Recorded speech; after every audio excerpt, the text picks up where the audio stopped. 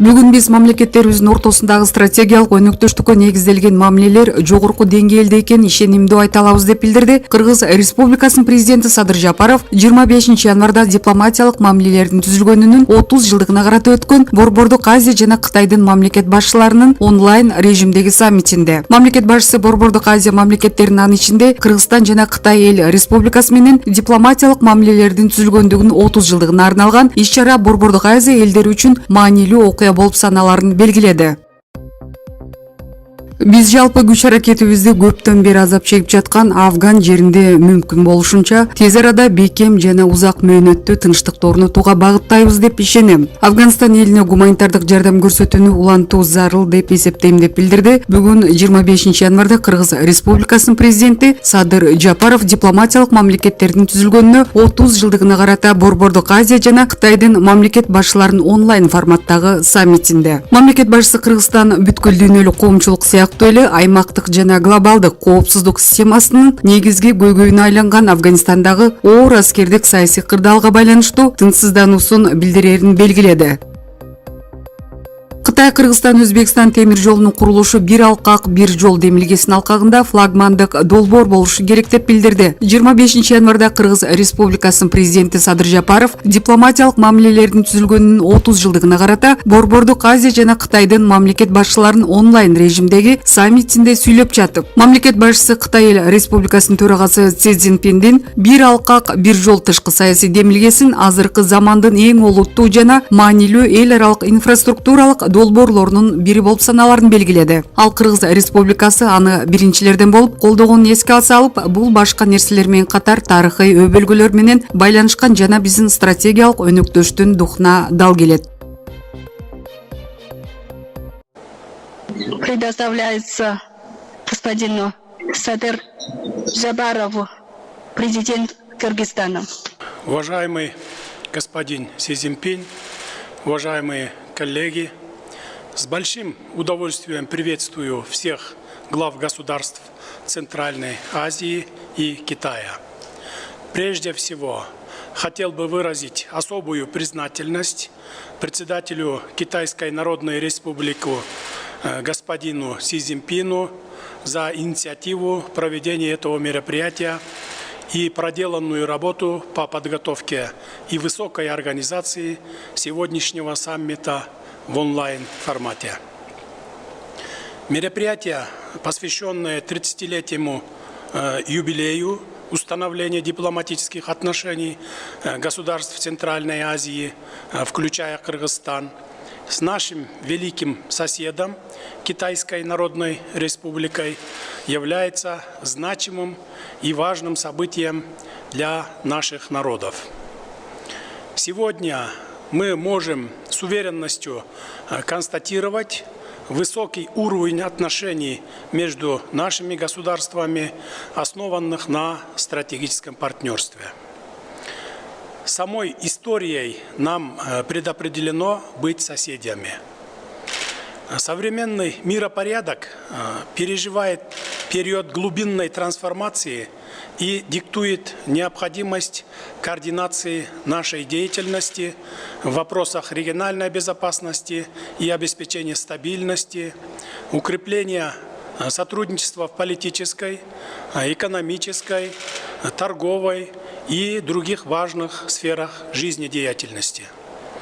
Хотелось бы особо отметить, что Китайская Народная Республика прилагает большие усилия для укрепления региональной безопасности, оказывает всемирное содействие в социально-экономическому развитию центральноазиатских государств, выдвигает инициативы и продвигает их для гармоничного сосуществования и устойчивой международной обстановки.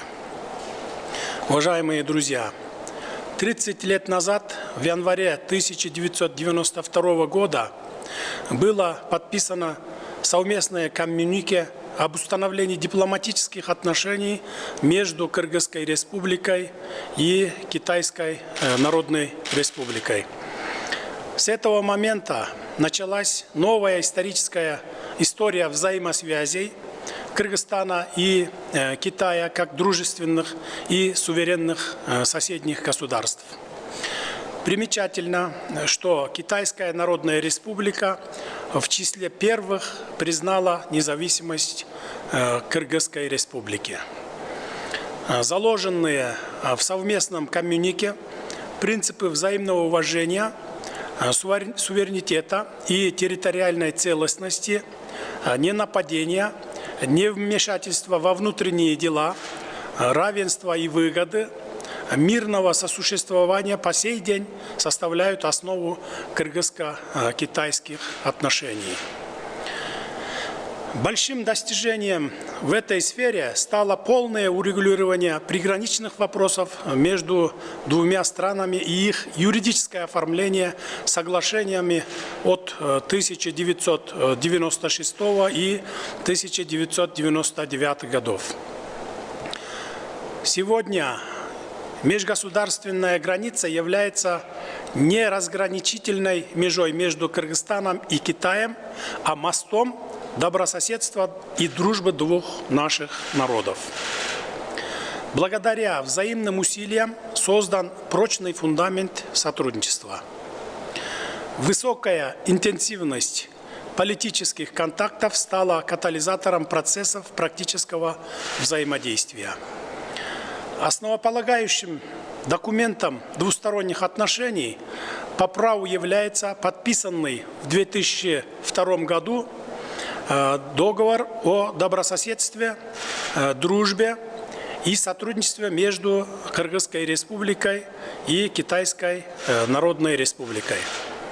Этот договор дал мощный импульс для интенсификации связей на государственном и гуманитарном уровнях. Развитие и укрепление связей вывело наши страны на установление в 2013 году отношений совершенно нового уровня.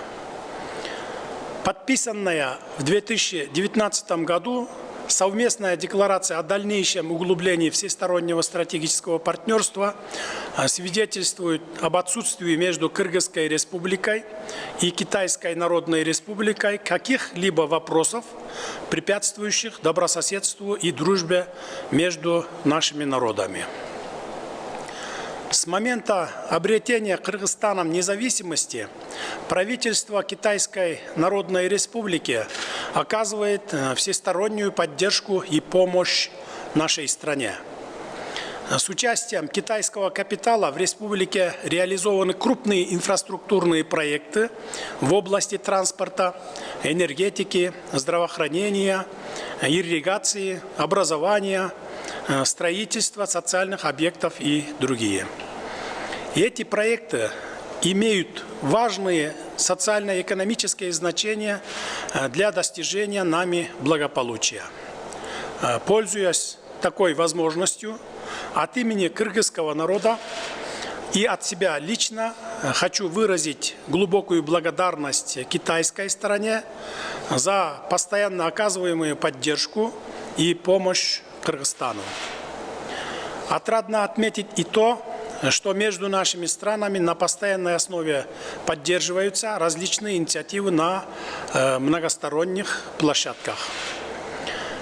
Хочу также выразить признательность китайской стороне и главам государств Центральной Азии за поддержку и совместное спонсорство в отношении резолюции Организации Объединенных Наций об объявлении 2022 года Международным годом устойчивого горного развития и ЮНЕСКО усиление мониторинга и исследований горных ледников, которые были инициированы мною в ходе общих дебатов 76-й сессии Генеральной Ассамблеи Организации Объединенных Наций. С большим удовлетворением хочу отметить, что в развитии всестороннего сотрудничества между Кыргызстаном и Китаем достигнуто многое. И в целом выстроена полноценная и динамично укрепляющаяся модель политического взаимодействия, основанная на открытости и взаимной поддержке. С уверенностью могу сказать, что между нашими странами удалось сформировать подлинно доверительные отношения и наладить взаимовыгодное сотрудничество в политической, торгово-экономической, культурно-гуманитарной областях, а также в сфере обеспечения безопасности. Уважаемые главы государств, внешнеполитическая инициатива председателя Китайской Народной Республики Си Цзиньпина «Один пояс, один путь» без сомнения является одним из наиболее значимых и важных международных инфраструктурных проектов современности. Кыргызская республика одной из первых поддержала его, что связано в том числе с историческими предпосылками и отвечает духу нашего стратегического партнерства. Кыргызстан придает весьма важное значение совместному осуществлению этого масштабного начинания, которое нацелено в конечном счете на гармоничное сосуществование и солидарное развитие различных стран. Вместе с тем, инициатива «Один пояс, один путь» создает широкие возможности для социально-экономического преобразования всего региона. Уверен, что ее дальнейшее успешное претворение в жизнь будет способствовать углублению и расширению экономического партнерства, улучшению инфраструктуры и культурного взаимодействия в Центральной Азии. Сегодняшняя действительность диктует необходимость эффективного воплощения совместных инфраструктурных программ по открытию новых международных маршрутов автомобильных и железнодорожных перевозок в регионе. В этой связи строительство железной дороги Китай, Кыргызстан, Узбекистан должно стать флагманским проектом в рамках инициативы «Один пояс, один путь» и значимым шагом к полноценному раскрытию здешнего потенциала коммуникаций. Считаю, что улучшение транспортной системы позволит привлечь дополнительные объемы международных транзитных перевозок, а также будет способствовать существенному увеличению товарооборота между Китаем и центральноазиатскими государствами. Помимо этого, для сохранения деловой активности и дальнейшего наращивания торгово-экономического сотрудничества между нашими странами чрезвычайно важным является обеспечение регулярного грузопотока между странами Центральной Азии и Китаем с одновременной оптимизацией деятельности контрольно-пропускных пунктов. Необходимо продолжить работу над повышением эффективности зеленых коридоров для осуществления беспрепятственного импорта и экспорта, в том числе оборудования и техники для социально значимых объектов и экономических проектов. Уверен, что и в дальнейшем усилия центральноазиатских государств и Китая будут направлены на углубление и расширение взаимовыгодного экономического, финансового, инвестиционного, инновационного и культурно-гуманитарного сотрудничества в рамках стратегической инициативы «Один пояс, один путь». Уважаемые коллеги, несмотря на различные мировые и региональные потрясения, мы продолжаем совместно координировать наши действия и вместе преодолевать все трудности в духе добрососедства, дружбы и сотрудничества. В этом плане считаю, что механизм взаимодействия Центральная Азия-Китай играют важную роль в совместном реагировании на вызовы и угрозы современности и становятся действенным инструментом для обсуждения и решения региональных вопросов. Несомненно, кризис пандемии стал серьезным испытанием для глобальной экономики и мировой торговли. Однако с удовлетворением можем отметить, что благодаря взаимной поддержке мы сумели пройти самый сложный период. Пользуясь случаем, уважаемый господин председатель, хочу выразить искреннюю благодарность правительству Китайской Народной Республики за весомую, масштабную поддержку народу Кыргызстана в виде предоставления китайской вакцины Sinopharm, а также продовольственной гуманитарной помощи. Уважаемые главы государств, одним из основных направлений нашего сотрудничества является борьба с терроризмом и экстремизмом. Кыргызстан придает приоритетное значение участию в антитеррористической деятельности мирового сообщества, включая взаимодействие в рамках международных организаций и коллективных операций. Хотел бы подчеркнуть возрастающее значение взаимодействия в рамках Шанхайской организации сотрудничества, являющейся для наших стран эффективной площадкой для координации общих усилий по обеспечению региональной безопасности, противодействию новым террористическим вызовам и угрозам, борьбе с сепаратизмом и экстремизмом, незаконным оборотом наркотиков. Сложенность наших действий против международных террористов, в том числе в ходе недавних трагических событий в Казахстане, является действенной и убедительной. Считаем, что наращивание нашего взаимодействия в этом направлении будет способствовать укреплению потенциала силовых структур и существенному повышению отдачи регионального и международного сотрудничества.